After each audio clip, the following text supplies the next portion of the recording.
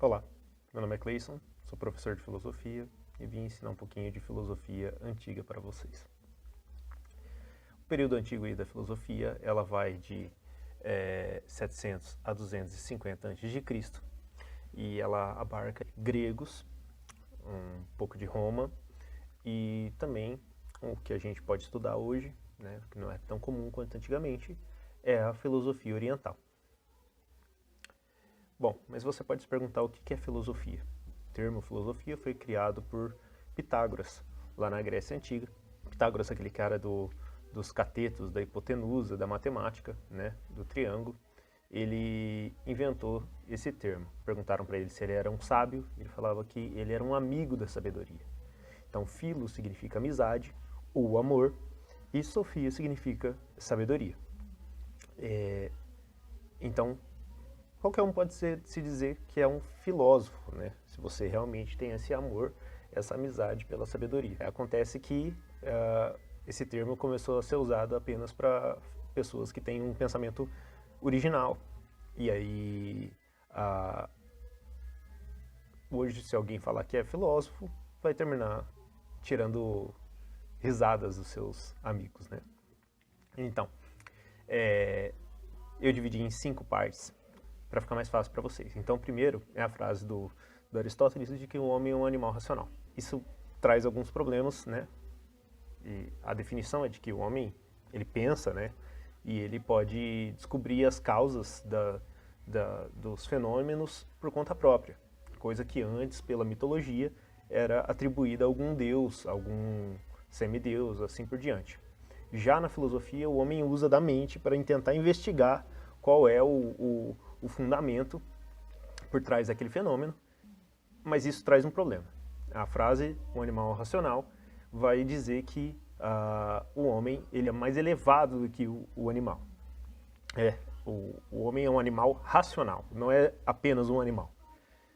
Alguns filósofos vão discordar de que a filosofia ela é melhor do que a mitologia nesse sentido. Então, a Michel Montaigne, Giambattista Vico, eles vão interpretar que a mitologia, a linguagem poética, já é exemplo de que o homem ele tem habilidades maiores do que os animais.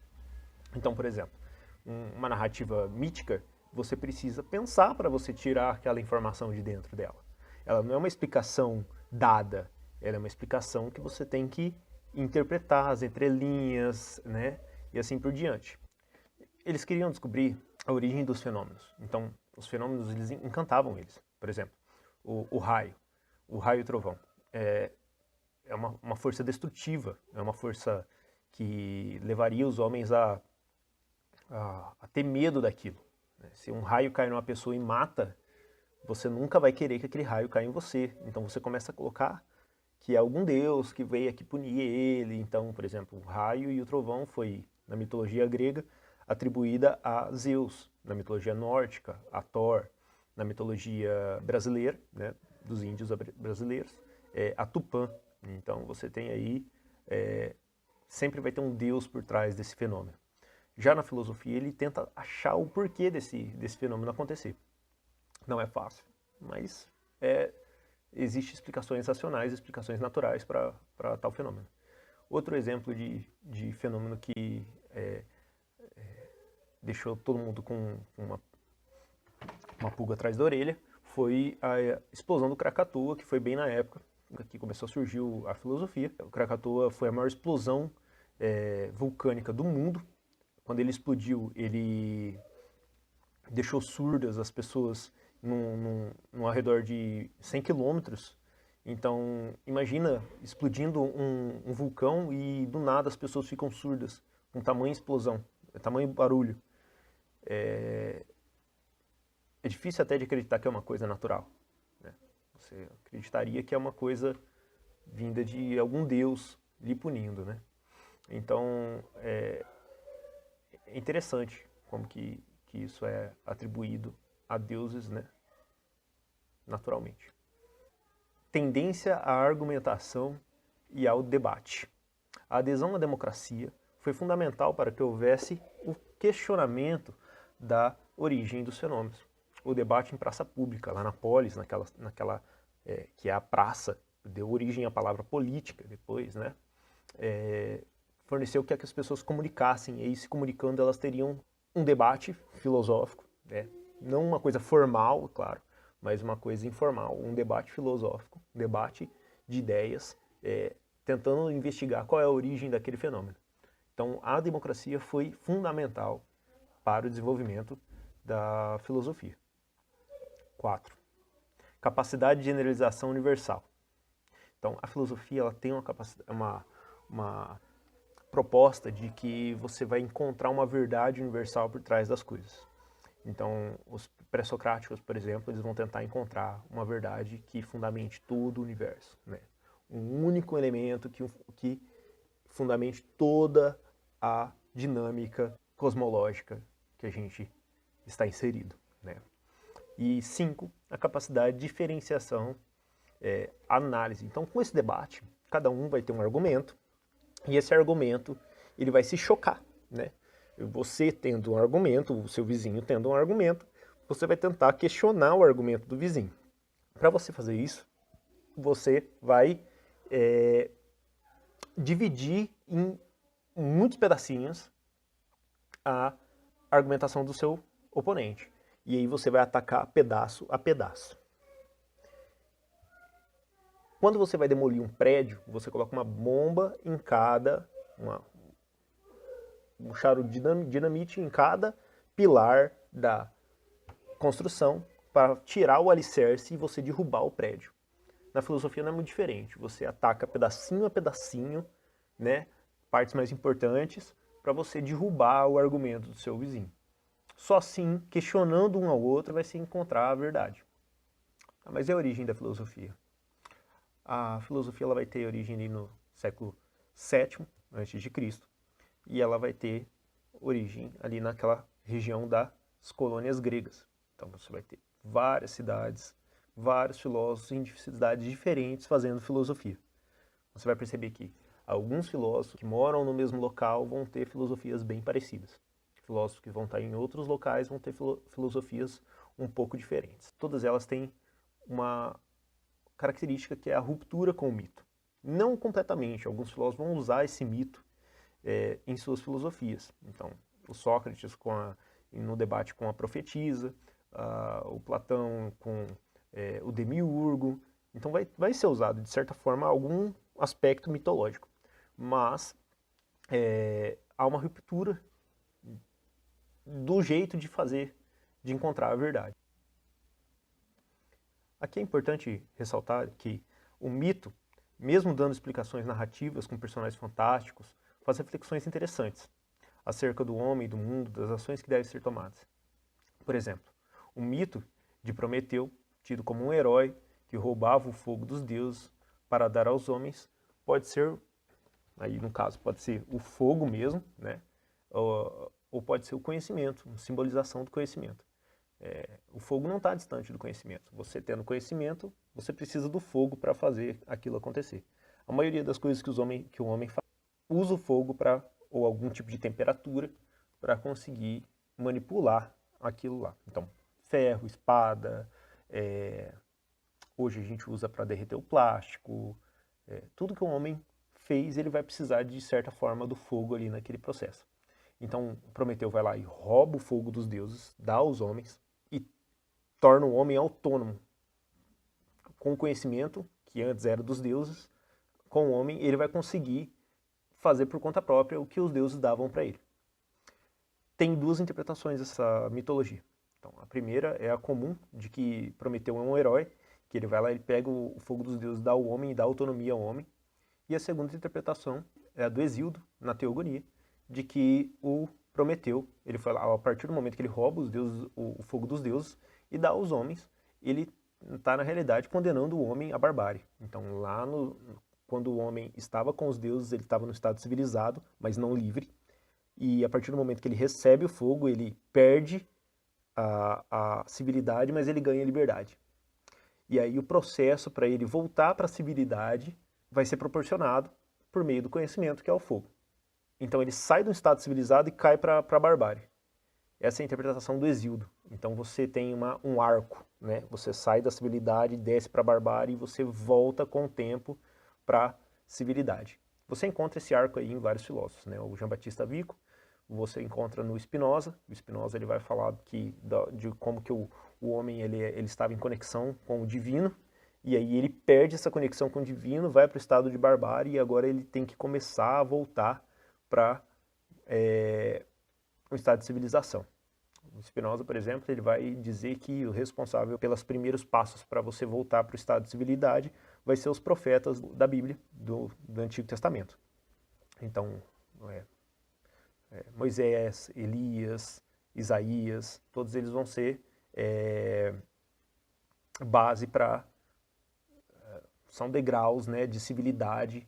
A própria jurisprudência hebraica vai fundamentar essa ascendência do homem para um estado mais civilizado do seu ser. Então, existem duas interpretações desse tipo de mito. Então, é um mito muito parecido, por exemplo, com o Jardim do Éden, né? O Deus, né, dava tudo de mão beijada para o homem, a civilidade ali dentro, e a partir do momento que a serpente induz a mulher a comer, a Eva a comer a maçã, e assim dá para o Adão, que também aceitou, né, culpa tripartida aí, né, ele vai descer de um estado de civilidade para um estado de bárbaro. É um estado de que ele precisa trabalhar, que ele precisa suar, que ele precisa sofrer, que a mulher precisa sofrer o parto para ter seus filhos, né? Então, é uma punição divina. É bem parecido com o fogo dos deuses, né? Tanto que o fogo dos deuses significa conhecimento, e já na Bíblia você tem a árvore do conhecimento do bem e do mal. Então, há uma correlação aí. A filosofia de que o homem ele sai da barbárie e vai para um estado de civilização maior, chama progressista. E a filosofia que sai do estado de civilização e vai para o estado de barbárie significa, é chamado, né, no caso, de decadência. A mitologia, ela traz algum certo tipo de conhecimento, né? Por exemplo, você tem aí o mito do Narciso, que é aquele cara que ficou embriagado pela sua própria beleza, que de tanto se olhar no seu reflexo na água, termina por se afogar. Então, traz um conhecimento por trás que a gente não deve se envaidecer, né? A gente tem um limite para a vaidade, né? A gente tem aí o mito da Eco, que o mito da Eco é interessante. Ela fala pelos cotovelos, ela fala demais, e aí ela termina por esconder de uma deusa, a Juno, a traição do seu marido. E a Juno, que é uma feiticeira, né, uma deusa feiticeira, vai lá e dá um feitiço na Eco, que condena ela a passar o resto da vida fazendo o que ela mais faz, que é falar muito. E no caso, ela não poderia mais falar por conta própria, ela deveria falar o que os outros falassem. Então ela só repetia. Então uma pessoa falava eu, ela falava eu. Então o eco, que a gente chama hoje, tem origem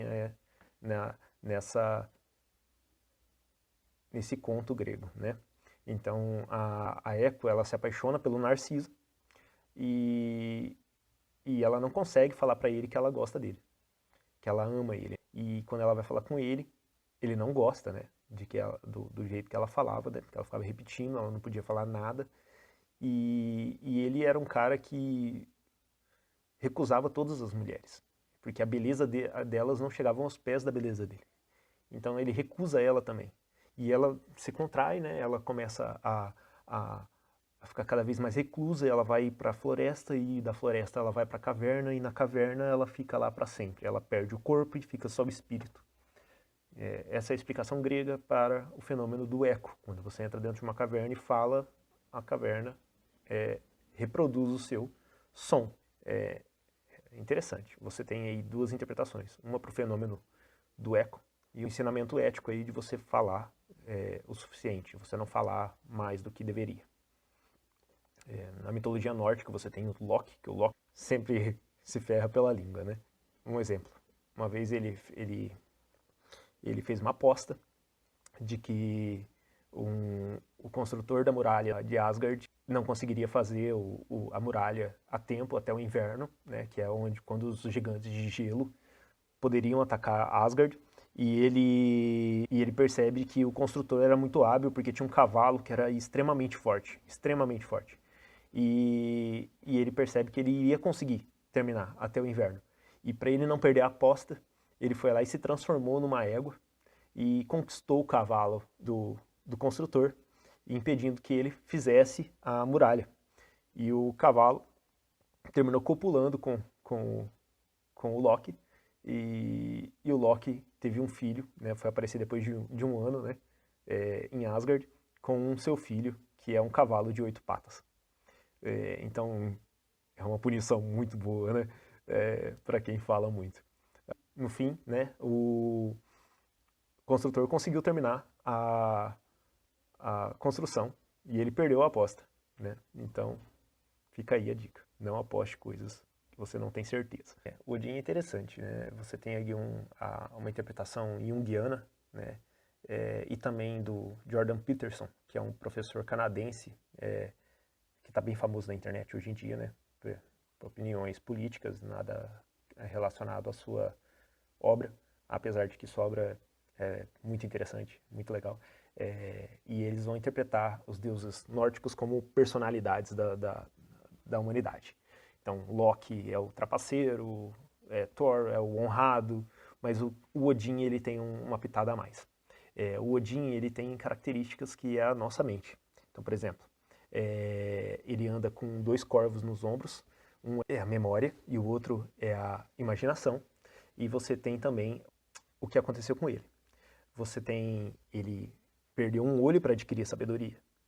E ele se enforcou na árvore Yggdrasil, que é a árvore que une os 9 universos nórdicos. Então você tem ali desde Midgard, que é a terra, até Asgard, que é a morada dos deuses. Você tem Niflheim, que é o inferno deles é gelado, é o contrário, né? É até interessante você ver, porque se você está no deserto, o que você teme é o fogo. Se você está num país gelado, o que você teme é o gelo. Então o inferno ele se modifica aí de sociedade para sociedade. Mas tem essa árvore que atravessa todo os 9 mundos, e aí Odin vai lá e se enforca nessa árvore, e para não morrer, né, o objetivo dele não era morrer, mas sim adquirir o conhecimento que a árvore Yggdrasil iria dar para ele. E ele vai lá e se enforca na árvore, e ele enfinca a sua lança, a Gungnir, eu não sei falar o nome dela, enfia essa lança na barriga e penetra até a árvore, sustentando o corpo dele sem que ele se enforcasse de verdade. E ele passa ali 9 luas. Nessas 9 luas ele vai sofrendo, agonizando, e aí, a passar esse tempo, ele adquire o conhecimento. Então, veja bem, Odin, ele é a nossa mente, ele é a consciência.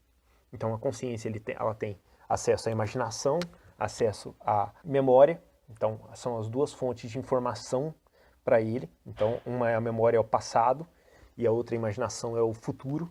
E ele vai adquirir conhecimento perdendo o sacrifício de um olho e também o próprio sacrifício, que é se enforcar na árvore Yggdrasil. É até interessante o jeito que a gente adquire conhecimento. A gente tem que sofrer, a gente tem que empurrar a linha para frente. E a gente tem a sensação de que está se enforcando. Toda vez que a gente empurra a linha para frente, a gente entra no bico sem saída. E a gente tem essa sensação de que nunca vamos sair daquele processo, daquele impasse. Mas empurrando essa linha para frente que a gente vai melhorando o nosso pensamento, a gente vai aprimorando a nossa existência. O Mitos tentava que eu explicar as coisas de forma narrativa, né, de uma forma fantasiosa, apesar de que tem algum sentido por trás, e a filosofia de uma forma lógico-dedutiva. Você tem ali essas 2 diferenças. O mito narra a origem recorrendo a deuses e a filosofia recorre a elementos naturais. Então, esses elementos naturais vão servir de fundamento para o que a gente vai ver daqui a pouco nos pré-socráticos. O mito não liga para contradições, já a filosofia liga. A filosofia ela tem que ter uma concatenação de ideias